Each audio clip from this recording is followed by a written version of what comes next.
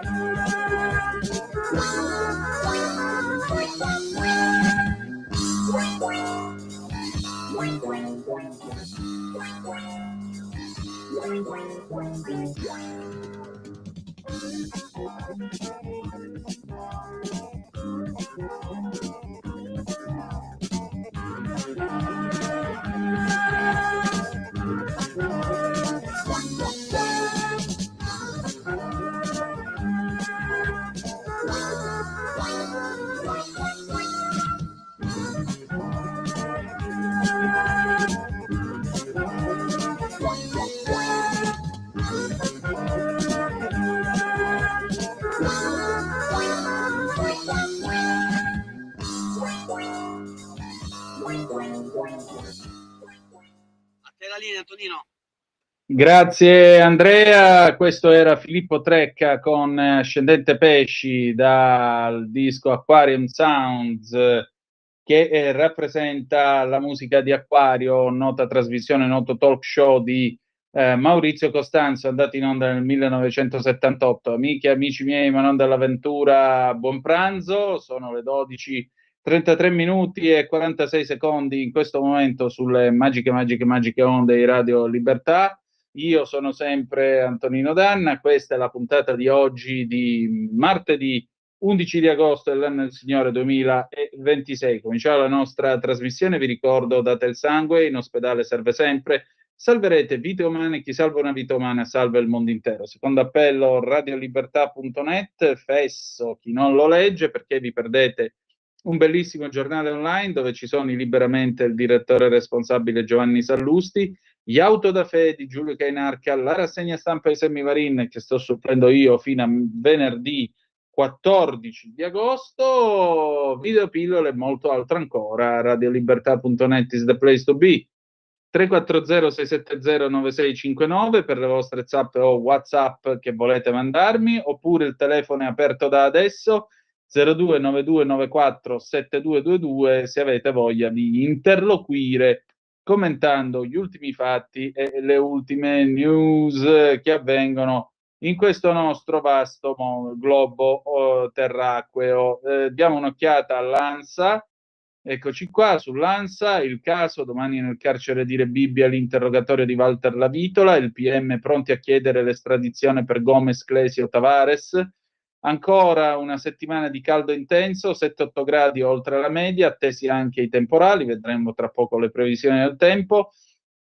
Terremoti in Colombia, sale a 132 il bilancio dei morti e poi il tribunale di Damasco condanna a morte in contumacia Assad.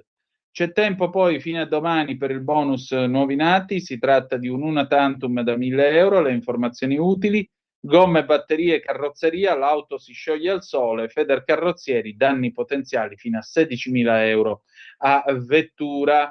Andiamo a vedere quindi che tempo farà, in particolare il caldo, scrive ancora l'ANSA, continua a non dare tregua in Italia. Anche questa settimana le massime si manterranno diffusamente sopra i 37 gradi, con picchi di 39-40 nelle zone interne. Si tratta di almeno 7-8 gradi sopra la media di metà agosto. Secondo le previsioni di Lorenzo Tedici, meteorologo del Meteo.it, la quarta ondata di calore potrebbe concludersi tra lunedì 17 e martedì 18. Le prime indicazioni infatti sono per un abbassamento delle temperature in quelle date. Questo probabile scenario, secondo l'esperto, è spiegato analizzando i modelli meteorologici da oltreoceano, precisamente le mappe della pressione tra gli USA e Canada. In questo momento, nota Tedici, una forte instabilità sta colpendo la zona dei Grandi Laghi americani e si sta spingendo verso l'Oceano Atlantico. È molto probabile che questa perturbazione abbandoni gli States nei prossimi giorni per intraprendere un lungo viaggio. Sfilerà sotto la Groenlandia, colpirà l'Islanda, attraverserà la Francia e infine si tufferà sull'Italia. In attesa del fresco, il caldo non mollerà la presa sull'Italia anche di notte. Raggiungeremo un probabile apice del caldo notturno nella giornata di giovedì, con afa a Milano, sul lago di Garda e lungo le coste venete, romagnoli, liguri, toscane, laziali e di quasi tutto il sud. Andiamo allora a vedere adesso le previsioni nel dettaglio. Martedì 11 al nord, soleggiato e caldo, temporali di calore sulle Alpi e possibili fino in pianura sul Triveneto. Al centro, sole e caldo, locali temporali in Appennino. Al sud, soleggiato e caldo. Mercoledì 12 al nord, sole e caldo, temporali pomeridiani sui rilievi. Al centro, sole e caldo, temporali sugli Appennini. Al sud, qualche temporale in Calabria. Giovedì 13 al nord sole e caldo, meno temporali sulle Alpi, al centro sole e caldo, al sud sole e caldo, temporale sugli Appennini. Tendenza: probabile fine della quarta ondata di caldo africano tra lunedì 17 e martedì 18. Continua poi a prevalere, scrive ancora l'ANSA, il rosso nella mappa delle 27 città monitorate dal Ministero della Salute. Il bollettino delle ondate di calore segnala per oggi 19 città in rosso e saranno 19 anche domani, mentre scenderanno a 18 il 13 di agosto. Gli unici bollini gialli oggi sono assegnati a Torino e Cagliari, mentre sono in arancione Verona, Venezia, Trieste, Milano, Brescia e Ancona. Sebbene i bollini rossi restino immutati per domani, è comunque previsto un aumento dei gialli. In particolare passeranno dall'arancione al giallo Brescia, Milano, Trieste, Venezia e Verona. Per il 13 di agosto il bollettino prevede 18 città in rosso, solo Cagliari in arancione, 8 città in giallo, Verona, Venezia, Trieste, Torino, Pescara, Milano, Brescia e Ancona. Luglio 2026, inoltre, è stato il secondo luglio più caldo mai registrato nell'Europa occidentale. La temperatura media dell'aria superficiale nella regione è stata di 22,48 gradi Celsius, 2,53 al di sopra della media del periodo 91-2020, solo leggermente inferiore al record stabilito a luglio 2006. Lo riporta il servizio Copernicus per il cambiamento climatico nel suo ultimo bollettino climatico mensile. L'ondata di calore ha interessato la regione durante la prima metà di luglio, nuovamente verso la fine del mese. La Francia ha registrato il suo luglio più caldo di sempre, con un'anomalia di più 3,8%, più 3,8 Celsius. Aggiunge ancora il centro satellitare dell'UE. I dati satellitari di Copernicus mostrano anche che le anomalie della temperatura media dell'aria superficiale in Europa nel luglio 2026, con un netto contrasto tra ovest ed est, con temperature ben al di sopra della media nell'ovest e al di sotto della media in gran parte dell'est e in alcune zone della penisola scandinava e della Finlandia. Tanto io vi dovevo 0292947222 se volete essere dei nostri attraverso il telefono che è aperto da questo momento. Poi vi ricordo che alle ore 13, come sempre, c'è il TG di Italia, sì, il TG di Italia Oggi, vabbè, il TG di Radio Libertà e poi Savasans Beer, torniamo con Nuovo Cinema Den. Che film ci vediamo stasera? Stasera ci vediamo un film del 1980 che è niente po' di meno che Un sacco bello di Carlo Verdone, con una feroce satira sul nostro paese nella giornata di Ferragosto del 1979. Il film uscì poi nel febbraio del 1980 e fu, come tutti sappiamo, un grande successo che portò ulteriormente alla ribalta il grande regista e comico romano. Andiamo a vedere adesso il focus, sempre dell'ANSA: pneumatici, batterie, interni, carrozzerie, l'auto si scioglie al sole. Feder Carrozzieri, danni potenziali fino a 16.000 euro a vettura, consigli per proteggersi. Il caldo estremo rappresenta un nemico anche per le automobili, considerando la totalità delle parti e delle componenti a rischio, può determinare danni potenziali fino a 16.400 euro a vettura. L'allarme arriva dalla Federcarrozzieri, l'Associazione delle Autocarrozzerie Italiane, che ha tracciato il quadro delle componenti dell'auto che soffrono di più la canicola in questo periodo. Il primo elemento delle auto a essere interessato dalle elevate temperature sono gli pneumatici, spiega Federcarrozzieri. Nelle giornate di caldo intenso l'asfalto supera con facilità i 60 gradi, impattando in modo diretto sul battistrada, accelerandone l'usura e riducendo l'aderenza. Il caldo aumenta anche la pressione degli pneumatici attraverso l'espansione dell'aria al loro interno, con incremento del rischio di scoppio. In media il costo per la sostituzione di uno pneumatico varia tra 50 e 150 euro, comprensivo di manodopera. A rischio anche la batteria, più elevate sono le temperature esterne, più sarà veloce il processo di autoscarica della batteria, che perderà progressivamente efficienza a causa dell'evaporazione dei fluidi. In media, per sostituire la batteria di un'auto, la spesa varia tra i 100 e i 250 euro, compreso montaggio, evidenzia Federcarrozzieri. Pericoli anche per i motori. L'esposizione a temperature ambientali elevate aumenta il rischio sul riscaldamento, compromettendo l'efficienza del sistema di raffreddamento e determinando una diminuzione della viscosità dell'olio lubrificante. L'incremento dello stress termomeccanico induce dilatazioni dei componenti metallici con conseguenti deformazioni e variazioni delle tolleranze d'accoppiamento. Tali fenomeni accelerano l'usura degli organi meccanici, possono causare il cedimento della guarnizione della testata fino a provocare grippaggio del motore e conseguente arresto del veicolo. Rifare un motore auto costa generalmente tra 2.500 e 8.000 euro a seconda del tipo di intervento, revisione parziale o completa del modello di veicolo e la scelta dei ricambi, calcola Federcarrozzieri. Il caldo estremo poi può determinare un significativo incremento della temperatura all'interno dell'abitacolo, che può raggiungere valori prossimi ai 70 gradi. Tali condizioni favoriscono il degrado termo-ossidativo dei materiali polimerici, causando fessurazioni e perdita delle proprietà meccaniche delle plastiche del cruscotto, lo scolorimento e l'invecchiamento precoce dei rivestimenti tessili e dei sedili, nonché il rilascio di composti organici volatili dai materiali sintetici. Inoltre, le elevate temperature possono compromettere l'affidabilità dei sistemi elettronici di bordo, provocando malfunzionamenti dei display digitali e di altri componenti sensibili allo stress termico. A seconda del tipo di intervento da eseguire e dell'estensione del danno, il rifacimento di parti interne di un'auto può costare dai 200 ai 4.000 euro. Esposizione prolungata alle temperature elevate ai raggi ultravioletti UV accelera anche il deterioramento delle superfici esterne del veicolo. La vernice può perdere brillantezza e intensità cromatica, diventare opaca, sviluppare microfessurazioni nello strato di trasparente, mentre i fari in materiale plastico sono soggetti a fenomeno di ingiallimento e riduzione della trasparenza. Inoltre, residui organici come resina e escrementi degli uccelli possono sottoposti all'azione del calore e dell'irraggiamento solare, aumentano la loro aggressività chimica, favorendo un più rapido deterioramento del rivestimento protettivo della carrozzeria. Riverniciare la carrozzeria di un'auto costa da 150 a 600 euro per singolo pezzo, come una portiera o un paraurti, mentre una verniciatura completa varia da 1.300 a 4.000 euro in base alle dimensioni del veicolo. Il caldo rappresenta un nemico per le nostre automobili, può determinare danni potenziali fino a 16.400 euro a vettura, calcola il presidente di Federcarrozzieri Davide Galli.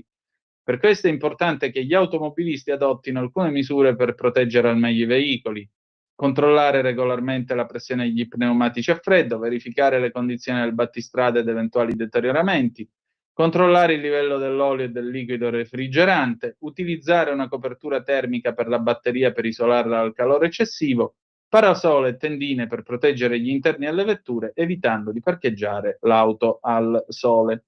Mi permetto di darveli io alcuni consigli. Primo, quando partite, perché vedete le macchine comunque, le automobili vengono testate in paesi come il Marocco, molto caldi, e vengono testate a posti in condizioni estreme per verificare la tenuta delle parti meccaniche e dell'impianto di raffreddamento e ventilazione. Primo, quando mettete in moto e partite, mi raccomando, fate andare il motore in temperatura con calma. Non c'è bisogno, se vi mettete a fare che tirate, accelerate, gridate qua e là, scassate un motore. Mi raccomando, soprattutto se la macchina ha una certa età, voi vi avviate con calma e vedete che la lancetta della temperatura sale. Una volta che arriva e si assesta al giusto regime di temperatura, poi potete fare quello che volete. Analogamente, quando voi vi fermate, specie se avete marciato in colonna oppure avete fatto una tirata autostradale, soprattutto se avete una macchina con la turbina, mi raccomando, questa è una cosa che io ci tengo come un figlio. La turbina gira a 19.000, 20.000 giri ed è lubrificata dallo stesso olio del vostro motore. Quando voi arrivate e vi fermate, non spegnete su dopo una marcia in colonna, dopo una marcia nel caldo, nell'afa cittadina e così via, voi vi fermate e aspettate almeno 1 o 2 minuti in macchina col motore al minimo, in modo tale che almeno il liquido refrigerante può andare in circolo e aiutare a dissipare, a dare l'ultima mazzata per dissipare il calore e poi potete spegnere. Terza cosa, staccate lo start and stop. Perché voi arrivate, vi fermate al semaforo, puntualmente il motore si spegne. Con sto caldo porco non è il caso, il motore deve lavorare in questo momento, è meglio perché circola appunto tutto il refrigerante al suo interno e di conseguenza la macchina è sempre protetta dal giro del refrigerante, soprattutto non sollecitate così la batteria che già state sollecitando con la radio accesa e l'aria condizionata in funzione. Che altro dirvi, già che ci siamo? Mi raccomando, passate in officina, verificate il livello soprattutto di olio e refrigerante del motore, questo deve essere chiaro, filtro dell'aria pulito, mi raccomando, eventualmente fate un tagliando, e anche la temperatura degli pneumatici deve essere quella giusta, in modo tale che così risparmiate pure benzina. Ma mi raccomando, soprattutto, il motore deve avere il tempo di andare in temperatura e deve avere il tempo anche di scendere dalla temperatura d'esercizio che ha raggiunto. Per questo motivo, vi ripeto, evitate di tirare il motore da subito, ma soprattutto quando arrivate fategli fare un paio di minuti al minimo, spegnete anche l'aria condizionata, tanto potete sempre scendere alla macchina, dopodiché spegnete tutto e va bene così. Che dire di più? Il vero problema non è tanto questo, quanto il fatto che le strade in questo periodo si riempiono di gente che per tutto l'anno viaggia con l'autobus o col treno, poi improvvisamente scopre di avere l'automobile e li vedi che si buttano per strada, che si sentono tutti Niki Lauda, Michael Schumacher, rotazio nuvolari. Ecco, quelli sono i più pericolosi. Passano lanciati a velocità folli dentro i centri urbani, fottendosene completamente dell'esistenza di chi che sia. Per questo a maggior ragione vi invito a essere molto prudenti quando camminate, soprattutto se non c'è il marciapiede. State molto attenti, specie nei centri storici dove lo spazio è stretto, perché di questi fessi purtroppo in giro ne circolano assai nel periodo estivo, si aprono le gabbie e quindi ci vuole un tocco di attenzione in più.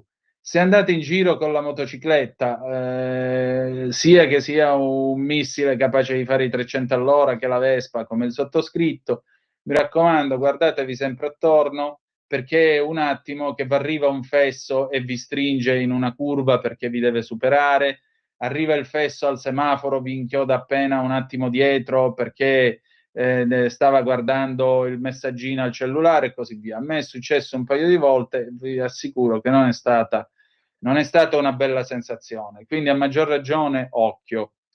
Detto ciò, buon viaggio e prudenza, o come dice sempre l'immenso Nico Cereghini, buon viaggio, casco ben allacciato in testa, luci sempre accese anche di giorno e soprattutto prudenza, quella sempre.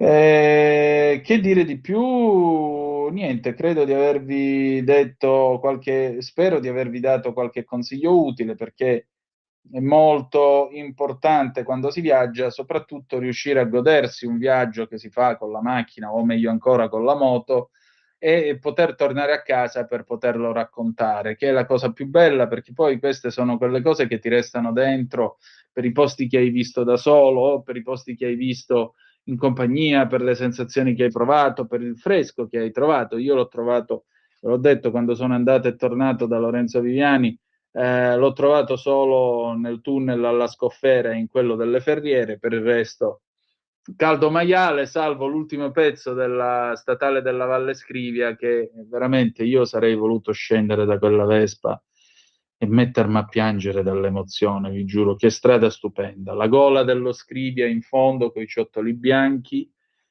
sta strada in mezzo a queste due montagne alte, tutte coperte di alberi, nel verde più totale, alla quiete dell'1:30 alle 2 del pomeriggio. E la cosa più bella è che non c'era anima viva. Io camminavo all'ombra, la luce che filtrava dagli alberi, una cosa stupenda. Non mi sono fermato a fare fotografie con la macchina, con la Leica, semplicemente perché avevo paura che arrivasse qualche macchina all'improvviso, ma la prossima volta che ci ripasso mi fermo e 3-4 foto gliele scatto tutte, perché meritava veramente di essere immortalato. Sono quelle foto che uno si fa, che poi se le fa sviluppare, le tiene sulla scrivania, che almeno quando le guarda, se è stata una giornata del Menga, si calma, si tranquillizza, gli ispirano una certa pace. Sono quei posti che tu ci passi e dici, sì, aveva ragione Borges, come quando parlava di Buenos Aires. Io risiedevo già qui e poi ci sono nato, no? Che poi è anche, se volete, il concetto come potremmo dire, il concetto di luogo dell'anima. Ecco, noi abbiamo tutti un luogo dell'anima e alle volte lo scopriamo proprio andando in giro in maniera del tutto casuale. Eppure mi è piaciuto molto, devo dire la verità. Prima di Torriglia, per la precisione, è stato tutto questo. Strada statale 226 della Valle Scrivia, se vi capita di percorrerla, fatelo lentamente, fate questo turismo, questo mototurismo slow, e vedrete che, insomma, avrete modo e maniera di assaporare qualcosa di straordinario. Allora, 0292947222, il telefono è ancora aperto, buona gente, se volete intervenire abbiamo ancora 6 minuti scarsi, poi cederemo la linea al TG di Radio Libertà e poi torneremo con Ennio Morricone, un salotto borghese tratto da Un sacco bello del 1980. Avremo una decina di minuti più o meno per parlare del nuovo Cinema Den di oggi e poi dopo ci sarà Berlino tutto bene con il nostro Roberto Giardina.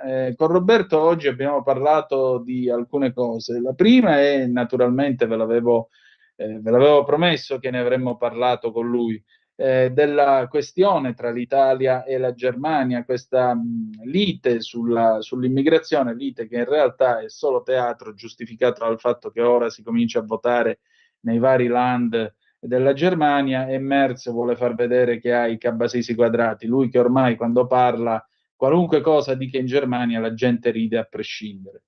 Poi abbiamo parlato di questa nuova sindachessa che ci sarà a Berlino, probabilmente sarà una ragazza di origini turche, l'AfD arriverà come secondo partito in città, e poi c'è una prospettiva all'anduia, perché il voto sarà deciso soprattutto dagli immigrati, o meglio da quelli che vivono da tempo in Germania. Tra questi c'è un signore nato e pasciuto in Germania, che però è di origini calabresi, e vi spiegherà poi Roberto chi è. E poi abbiamo parlato di molte altre cose che io vi invito a seguire alle 13:25 nel corso dell'ultima puntata di A Berlino Tutto Bene qui su Radio Libertà. Io voglio ringraziare non solo lui, ma Carla De Bernardi, Anna Maria De Luca, tutti gli amici che hanno, Alessio Musella, tutti gli amici che hanno collaborato nelle mie trasmissioni nel corso di questi anni, Alex Cereda per il garage dell'Alfista, lo voglio ringraziare molto. Un programma non lo fa una persona sola, certo, è chiaro. Alla radio diceva il buon Sandro Ciotti, la trasmissione sei tu che stai parlando, perché basta un attimo a far morire la radio, basta fare questa cosa qua. Ecco, fine. E uno si ritrova in un attimo da solo, non c'è più niente, c'è solo un vuoto enorme quanto l'Italia che non viene riempito da niente. E aver avuto questi amici, questi compagni nel passato, questo, tutti quelli che hanno collaborato nelle mie trasmissioni, ecco, questo ha aiutato a riempire non il vuoto, ma a offrire qualcosa di diverso, almeno ci abbiamo provato, a tutti voi che ci avete ascoltato in questo tempo. Nel frattempo è arrivata Natalia, facciamo il cambio di macchinista a Tiburtina, c'è una telefonata e la prendiamo subito. Pronto, chi è là? Pronto? C'è nessuno? Pronto? Io ci sono, Oh, Marco carissimo, dimmi tutto. Esatto, ciao. Allora, innanzitutto Ciao. le trasmissioni che vengono realizzate da te e dagli altri ci portano sempre qualcosa, perché ci portano conoscenza, E meno male. ci portano cultura e quindi questo fa crescere. Cioè chi vuole crescere ha la possibilità di crescere. Poi magari non saranno sempre cose determinanti per la nostra vita, però la conoscenza è sempre meglio averla, Antonino. Questo Può sempre. può sempre tornare utile, o perlomeno quando tu fai conversazione con altre persone, se questi ti vogliono prendere per il naso, tu te ne rendi conto e gli fai capire che stanno sbagliando persona. Ecco. Esatto. Allora, riguardo, tu mi devi dare il titolo della canzone che hai mandato, penso alle 9, quella della canzone della Vanoni rifatta. Ti voglio, eseguito dalla band del brasiliano. Ti voglio, ok. Sì. Poi, ultima cosa, lascio spazio eventualmente agli altri. No, abbiamo tempo. La Dimmi. la futura sindaca di Berlino, che probabilmente sarà una signora turca. L'Europa sta andando nella direzione dell'islamismo, imperante. Questo indubbiamente. Purtroppo sì, ma secondo me sono i vertici dell'Europa che vogliono farci andare lì. Io devo averlo già detto qualche altra volta, non so se in trasmissione con te, con Sammy o con Kainar. No, l'hai detto con me. Purtroppo sono le elite che vogliono, perché l'Islam gestisce la vita religiosa ma anche la vita non religiosa delle persone. Certo. Gestisce completamente la nostra vita. Forse noi, Antonino, se le cose non correranno troppo velocemente, non ce la faremo a vederla, ma sicuramente i vostri figli, non i miei perché io non ne ho voluti e non ne voglio, perché il mondo che arriverà a loro sarà decisamente molto più brutto rispetto a quello che abbiamo vissuto noi. Tu hai molti più anni meno di me. Sì. Perché se non ho capito male tu sei dell'80. Sì, signore. Io sono del 66 e io ti posso dire con molta soddisfazione che io la mia giovinezza me la sono divertita, ma di brutto, e te l'ho anche raccontato. Tu penso anche Abbastanza. I ragazzini di oggi di 15-20 anni secondo me hanno un'esistenza molto più triste e molto più problematica rispetto a quella che abbiamo noi, ma proprio perché noi abbiamo avuto la possibilità di viverla con naturalezza, confrontandoci frontalmente con le persone, sia nel bene che nel male. Tanti dei ragazzi di oggi non hanno questa fortuna perché sono schermati dai social media, dai telefonini, dai tablet, dai computer, eccetera. Quindi la vedo veramente male l'Europa dei prossimi 10, 15, 20 anni, a meno che non ci sia un risveglio da parte di noi europei, di noi italiani, francesi, tedeschi, eccetera, che ci permetta di salvarci, ma altrimenti la vedo veramente dura. Allora, ti voglio della band del brasiliano, questa me la devo annotare, signore, perché nel mio archivio mi mancava. Grazie Antonino. Grazie.